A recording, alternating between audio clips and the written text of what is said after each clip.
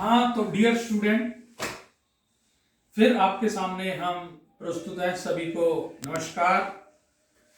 कल मैंने आपको, जैसा कि आप सभी जानते हैं कि मैंने आपको कल बताया था कि सत्ता के नए केंद्र के बारे में, और सत्ता के नए केंद्र के बारे में हम आज यूरोपीय संघ की हम बात कर चुके हैं।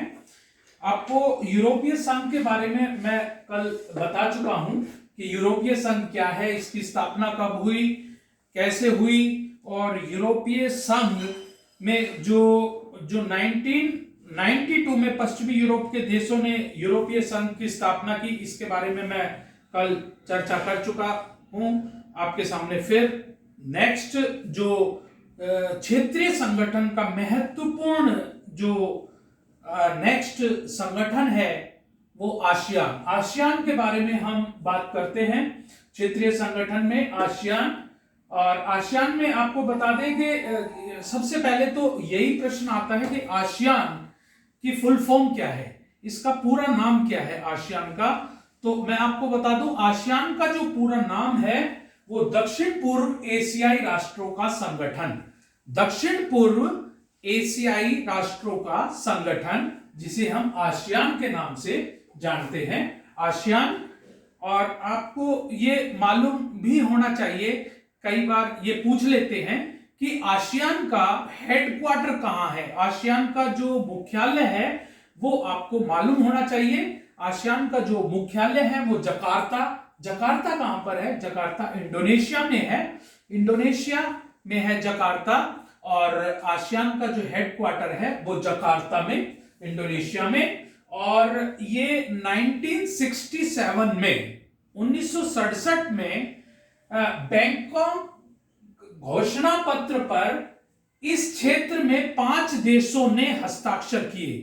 इस क्षेत्र से मतलब है दक्षिण पूर्व एशियाई जो राष्ट्रों का संगठन है, एशियाई क्षेत्र में, दक्षिण पूर्व एशियाई क्षेत्र में 5 देशों ने हस्ताक्षर कर आसियान की स्थापना की।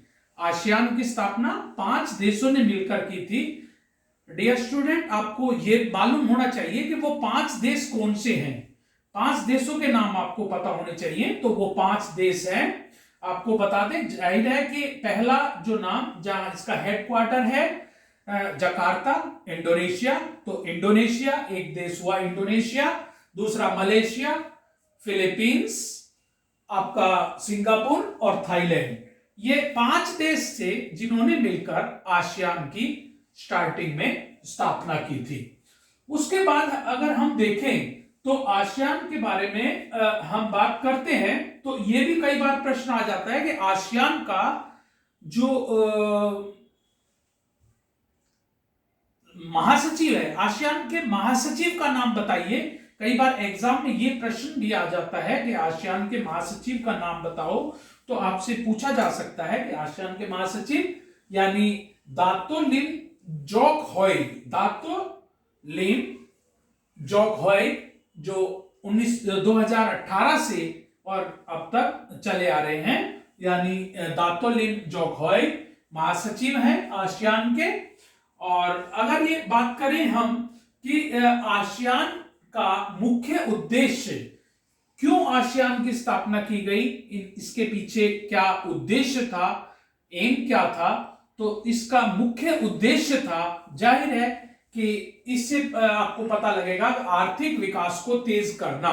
आर्थिक विकास को तेज करना से मतलब किस क्षेत्र में? दक्षिण पूर्व एशियाई राष्ट्रों में आर्थिक विकास को तेज करना, यानी इस क्षेत्र में आर्थिक विकास तेज हो, पहला उद्देश्य। दूसरा, सामाजिक सांस्कृतिक सहयोग होना चाहिए, एक देश का दूसरे देशों में सामाजिक और सांस्कृतिक सहयोग हो, एक देश दूसरे देश में जाकर वहां के कल्चर को समझे, यहां में आपस में एक देश का दूसरे देशों में आवागमन हो, एक देश के लोग दूसरे देशों में आएं जाएं, इसके बारे में एक दूसरे का सहयोग होना चाहिए। ये इसका दूसरा उद्देश्य था। तीसरा था क्षेत्र में शांति और स्थायित्व को बढ़ावा देना। क्षेत्र में शांति हो, स्टेबिलिटी हो, स्थायित्व हो, इसको बढ़ावा देना भी आसियान का मुख्य उद्देश्य था कि इस क्षेत्र में यानी दक्षिण पूर्व एशियाई राष्ट्रों में ये शांति और स्थायित्व को बढ़ावा दे, यानी इसका मुख्य उद्देश्य ये था। अब बात करते हैं हम कि आसियान का जो कई बार ये शॉर्ट नोट में या वैसे ऑब्जेक्टिव टाइप क्वेश्चंस में भी ये पूछ लेते हैं, वैसे भी जनरल नॉलेज के लिए भी ये जरूरी है कि ये क्वेश्चन आए कि आसियान का झंडा जो धान की 10 बालियां धान की 10 बालियां उसका झंडे में, और सदस्य देशों की मित्रता व एकता का प्रतीक, जो सदस्य देश हैं उसकी मित्रता और एकता का प्रतीक यानी आसियान का झंडा। और आसियान के मुख्य 3 स्तंभ हैं, आसियान सुरक्षा समुदाय, आसियान आर्थिक समुदाय, सामाजिक सांस्कृतिक समुदाय। ये आसियान के जो 3 स्तंभ हैं, और इसके बारे में ये बता दें कि बात करें आसियान सुरक्षा समुदाय की बात करें तो इसमें हम ये देखेंगे कि जो सुरक्षा समुदाय की बात करें तो क्षेत्रीय टकराव, जो भी आसियान में क्षेत्रीय टकरावों को युद्ध व हिंसा तक न पहुंचने देना, युद्ध व हिंसा तक न पहुंचने देना।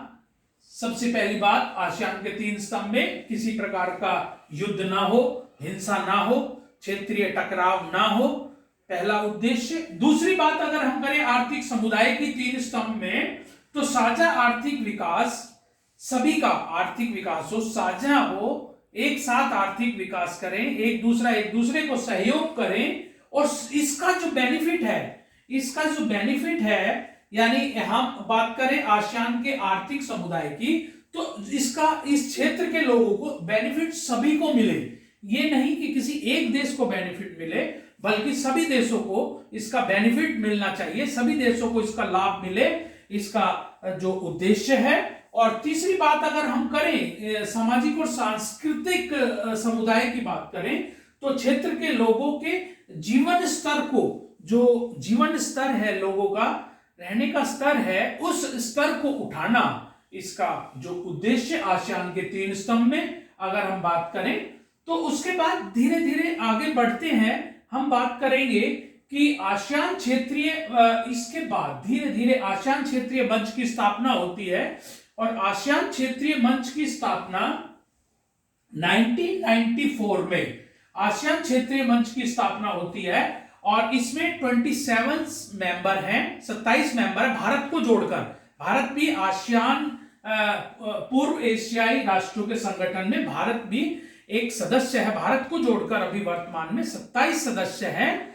और हम बात करें देश में सुरक्षा और शांति स्थायित्व को बढ़ावा देना इस क्षेत्र में, तो ये जो हमारे आसियान क्षेत्रीय मंच है इसका मुख्य उद्देश्य है। आपको इसके बारे में बताया, आसियान के बारे में। और इसके बाद अगर हम बात करें कि चलते हैं, एक FTA फ्री ट्रेड एग्रीमेंट भी हुआ, जिसे मुक्त व्यापार समझौता कहते हैं। FTA यानी फ्री ट्रेड एग्रीमेंट, FTA बना। जो हुआ क्या इसमें कि सिंगापुर, थाईलैंड, आसियान के 2 ऐसे देश जिनके साथ भारत ने फ्री ट्रेड एग्रीमेंट किया। किसने किया? भारत ने। किसके साथ? सिंगापुर के साथ, थाईलैंड के साथ एग्रीमेंट किया। यानी जो कर प्रणाली है, जो टैक्स सिस्टम है, कर प्रणाली को न्यूनतम स्तर पर ले जाना, ताकि सभी सदस्य देशों को समान लाभ मिल सके, सभी देशों को एक जैसा समान लाभ मिल सके। और हम बात करें आसियान शैली भी इसमें कई बार आती है कि आसियान शैली क्या है। ये क्वेश्चन भी एग्जाम में पूछा जा सकता है कि आसियान शैली से आप क्या समझते हैं। तो आप इसमें बता सकते हैं कि आसियान शैली यानी अनौपचारिक टकराव रहित सहयोग और मेल मिलाप। फिर ध्यान दें कि अनौपचारिक टकराव रहित, अनौपचारिक, ध्यान दें, अनौपचारिक टकराव रहित सहयोग और मेल मिलाप के द्वारा काम करना, मेल मिलाप के द्वारा काम करना। कैसे? अनौपचारिक टकराव रहित, किसी प्रकार का टकराव ना हो, सहयोग और मेल मिलाप के साथ, मेल मिलाप के द्वारा मिलकर काम करें। ये इसे हम कहते हैं आसियान शैली। कई बार पूछ लिया जा सकता है आसियान शैली से आप क्या समझते हैं। हम जो बात कर रहे हैं, आपको समझने की बात यह है कि हम न्यू सेंटर्स ऑफ पावर, सत्ता के नए केंद्र की बात कर रहे हैं। और सत्ता के नए केंद्र में आसियान भी आता है। कल हमने यूरोपीय संघ की चर्चा की थी, आज आसियान के बारे में बात कर रहे हैं। कल हम बात करेंगे सार्क के बारे में, डिटेल में बात करेंगे, जिसे हम दक्षेस कहते हैं। सार्क के बारे में कल बात करेंगे। और उसके बाद हम बात करेंगे ब्रिक्स के बारे में, ब्रिक्स क्या है। और फिर बात करेंगे आपका जो उभरते हुए सत्ता के नए केंद्र में वो राष्ट्र जो उभरकर सामने आ रहे हैं सत्ता के नए केंद्र के रूप में। यानी ये ना मान के चले कि अमेरिका, यूएसए एक ध्रुवीय शक्ति है, बल्कि यूएसए के अलावा और बहुत सारी शक्तियां हैं और बहुत सारे सेंटर्स हैं, केंद्र हैं, जहां जो पावर वहां तक चली जाती है। अगर देखें तो रसिया, जो पहले यूएसएसआर, जो एक डिटेल में बात करेंगे इनके बारे में, रसिया के बारे में डिटेल में बात करेंगे, हम चीन के बारे में बात करेंगे, इजराइल के बारे में भी बात करेंगे कि ये किस तरह से सत्ता के नए केंद्र के रूप में उभर रहे हैं। और आप जानते हैं भारत के बारे में, तो भारत एक विश्व की सबसे बड़ी डेमोक्रेटिक कंट्री, विश्व की सबसे बड़ा लोकतांत्रिक देश जो उभरकर सामने आ रहा है। और सबकी निगाहें भारत पर है, इंडिया पर सबकी निगाहें हैं। चाहे आप कोरोना काल में देखें, चाहे आप किसी भी प्रकार की स्थिति हो, भारत बढ़ चढ़कर हिस्सा लेता है। भारत ने हमेशा से ही उसमें अपना सहयोग देने की बात हो, चाहे वो किसी भी प्रकार की बात हो, तो भारत बढ़ चढ़कर हिस्सा भारत ने लिया है। तो भारत भी सत्ता के एक नए केंद्र के रूप में उभरकर सामने आ रहा है। और भारत ने सिक्योरिटी काउंसिल में भी स्थायी सदस्यता के लिए भी भारत ने अपना नामांकन किया। भारत को भी, हमें भी लगता है कि एक ना एक दिन हमें जरूर सुरक्षा परिषद में, सिक्योरिटी काउंसिल में स्थायी सदस्यता मिलेगी और भारत को वीटो पावर मिलेगी।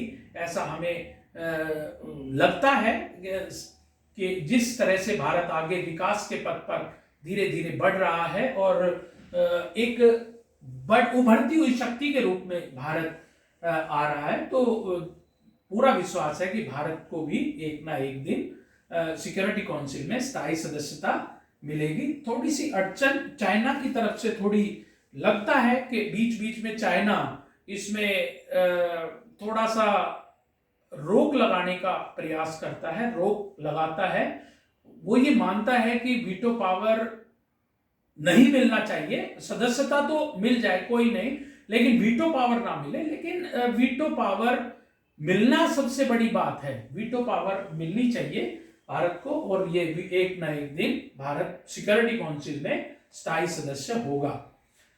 तो हम वो बात जो वीटो पावर की है, कब होगा, कैसे होगा, ये तो हमें आगे भविष्य के गर्त में हम इसको देखेंगे। और आशा है कि हमें जरूर सफलता मिलेगी, लेकिन ये भविष्य पर निर्भर करेगा आने वाले समय में, जैसे जैसे परिस्थितियां होंगी। तो लेकिन हम बात करते हैं अभी फिलहाल आसियान के बारे में बात करें, हमें अपने टॉपिक पर आना है।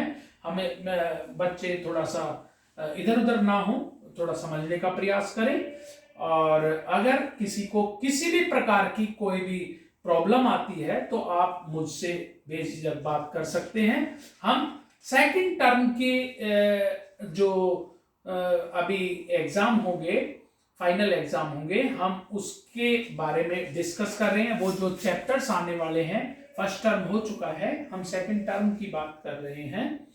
तो सेकंड टर्म का जो फर्स्ट चैप्टर यानी फर्स्ट बुक का थर्ड चैप्टर जो है, जो फर्स्ट और सेकंड तो आ चुके हैं, हम थर्ड के बारे में बात कर रहे हैं, यानी सत्ता के नए केंद्र के रूप में बात कर रहे हैं। तो इसके बाद हम चलते हैं आसियान पे ही हम अपना फोकस रखेंगे। आप समझे, पूरब चलो की नीति, कई बार इसमें आता है पूरब चलो की नीति, यानी पूरब चलो की नीति से मतलब है कि भारत ने 1991 में 1991 में पूरब चलो की नीति को महत्व दिया। पूरब चलो यानी look east policy, look east policy, पूरब चलो की नीति को भारत ने महत्व दिया।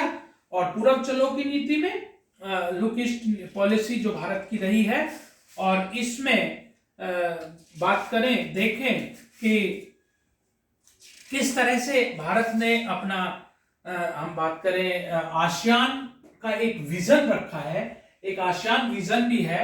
आसियान विजन की बात करें हम, ये भी एग्जाम में आता है, आसियान विजन।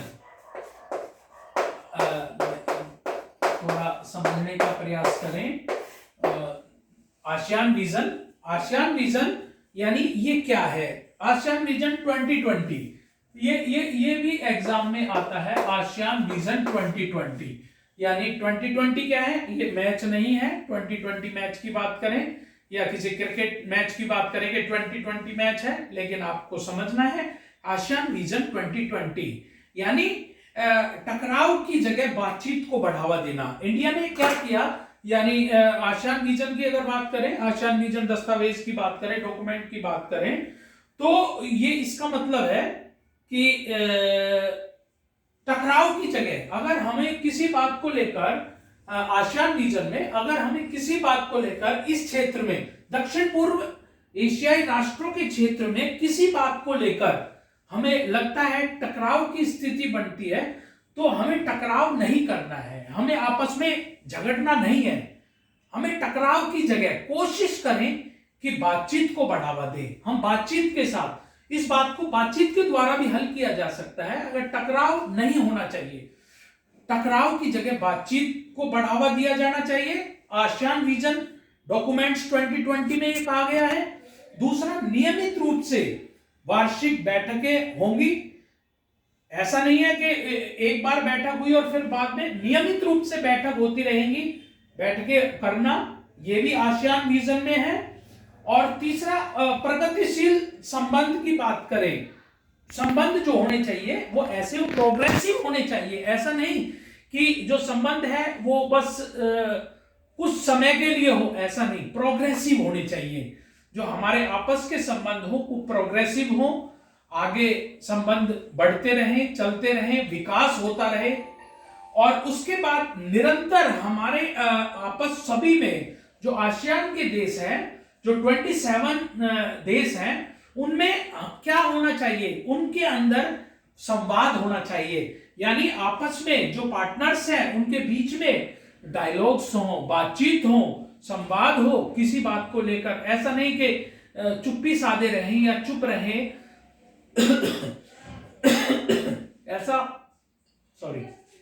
ऐसा नहीं होना चाहिए। उनमें निरंतर डायलॉग्स होने चाहिए, ये चलते रहने चाहिए।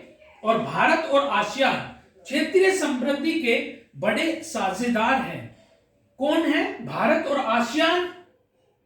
भारत और आसियान यानी 26 और भी देश जो हैं वो क्षेत्रीय समृद्धि के बड़े साझेदार हैं। भारत अपने कुल व्यापार का, अगर देखें इंडिया का रोल देखें यहां पर, तो 10.6 इंडिया की अगर बात करें हम इंडिया का, तो इंडिया 10.6 आसियान देशों के साथ करता है कुल व्यापार का। कुल व्यापार अगर हम बात करें, कुल व्यापार की बात करें, तो भारत का जो हिस्सा है, भारत का हिस्सा 10.6 है। 10.6 यानी कुल व्यापार का आसियान देशों के साथ भारत अपना कुल व्यापार करता है। तो ये जो हम आज बात कर रहे हैं, आसियान के बारे में बात कर रहे हैं, भारत की स्थिति के बारे में अभी बात की कि भारत की स्थिति क्या है। आसियान देशों में भारत की बहुत महत्वपूर्ण भूमिका है, चाहे वो आसियान की बात करें, चाहे वो सार्क देशों में देखें भारत को, चाहे वो ब्रिक्स में देखें, हम बात करेंगे ब्रिक्स के बारे में भी बात करेंगे, हम सार्क में भी बात करेंगे इंडिया की, और हम आसियान देशों में हम देख ही लिया है कि किस तरह से आसियान क्षेत्रीय मंच की स्थापना, जिसमें भारत भी है, तो भारत का भी अपना एक अहम रोल है। भारत एक उभरती हुई शक्ति के रूप में, उभरती हुई विश्व की शक्ति के रूप में, लोकतांत्रिक देश के रूप में भारत विश्व में उभर रहा है। और ये बात सबको मालूम है, ये किसी से छुपी नहीं है कि भारत का दिन प्रतिदिन विकास के पथ पर अग्रसर है। भारत धीरे धीरे एक विकासशील देश, विकसित देशों की श्रेणी की तरफ आगे बढ़ता जा रहा है। तो हम आज यहीं पर इस बात को आसियान तक सीमित रखें। कल हम बात करेंगे सार्क के बारे में, फिर ब्रिक्स के बारे में बात करेंगे, और फिर उसके बाद सत्ता के नए केंद्र में रूस के बारे में, चीन के बारे में, इजराइल के बारे में और भारत के बारे में बात करेंगे। फाइनली भारत के बारे में बात करेंगे कि इंडिया की क्या स्थिति है वर्ल्ड में। और इसी के साथ हम आपसे विदा चाहते हैं और हम फिर मिलेंगे एक नई वीडियो के साथ।